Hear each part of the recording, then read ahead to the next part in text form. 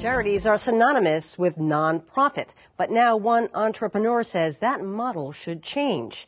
Dan Pallotta, founder of AIDS Strides and the Avon Walk for Breast Cancer, has a new book, Uncharitable: How Restraints on Nonprofits Undermine Their Potential.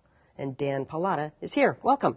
Nice to be here. Thanks for having me. You know, it really struck me when I was reading through this. You say that nonprofits, charities, they have to play by a different rule, but they are judged by the same measure of success, which is really how much money they make and how much they give to their clients, which is exactly what a business does. Well, actually, we judge charities with a single question that we need to stop asking, which is, what percentage of my donation goes to the cause? That's the question we've all been trained to ask. And we need to stop asking that question because it gives us really bad information. Say you have Soup Kitchen A and Soup Kitchen B, and Soup Kitchen A says 90 cents on your dollar goes to the cause, and Soup Kitchen B says 70 cents of your dollar goes to the cause. Well, we've all been trained to give to Soup Kitchen A. Yeah.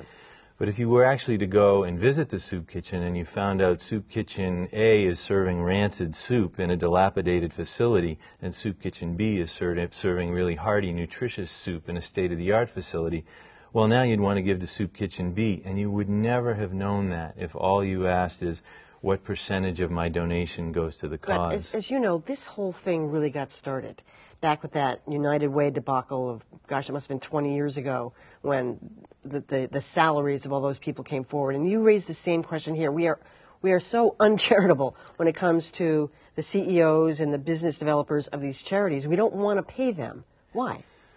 Well, it comes from an old Puritan ethic, really, that started right here in New England, where, you know, the Puritans were capitalists and they wanted to make a lot of money, but they were also Calvinists and taught that they were despicable in the eyes of God and they shouldn't do anything out of self-interest. So charity became a penance for their profit-making tendencies. So how could you make money doing charity if charity was your penance for making money? And you're absolutely right. You know, Business Week did a study.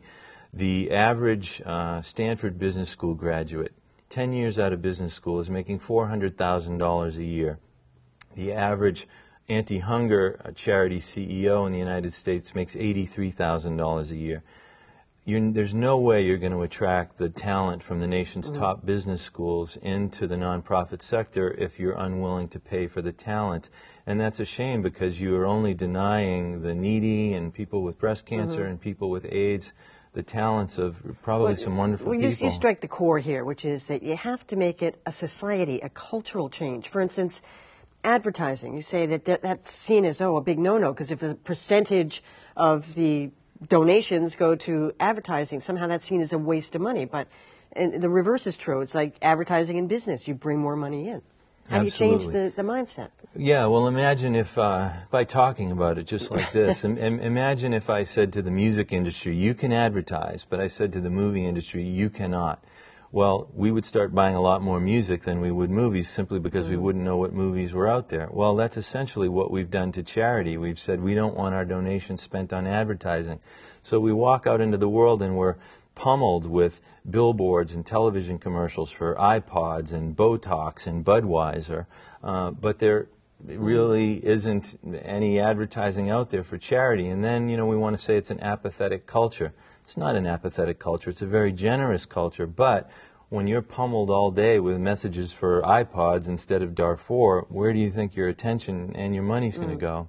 Is there another way that some of these charities can really overturn their business model? I mean, I know you've been involved in all the walks, and a lot of these things, not necessarily that one, but a lot of these models have become tired. You know, the auctions. I mean, you want to shoot yourself, you go to one more of those things. Frankly, some of the walks seems to have run their course. Is there another way for these charities to really look at a wide open landscape? Well, first of all, they have to start to think a lot bigger, and society's obsession with overhead has put charity in a very cautious posture where they're more frightened about overhead than they are actually curing AIDS or curing breast cancer, because they know they live or die by what the public thinks about that overhead ratio.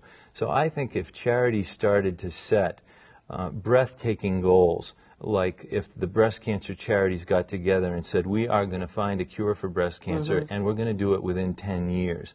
that would be so exciting to the general public that all kinds of resources would come their Now way. you have touched on the sore subject, which is duplication of effort. And I think a lot of people see that. I mean, there has to be, in this country alone, several thousand breast cancer charities, probably several hundred thousand. There are 1.2 million nonprofits in the United States. There are about 97 new nonprofits created a day, and I couldn't agree more. There's no merger and takeover market in the nonprofit sector because it's all about good. Right. But there should be, because we're duplicating all kinds of fixed costs. You know, you've got a CEO here, accounting staff here.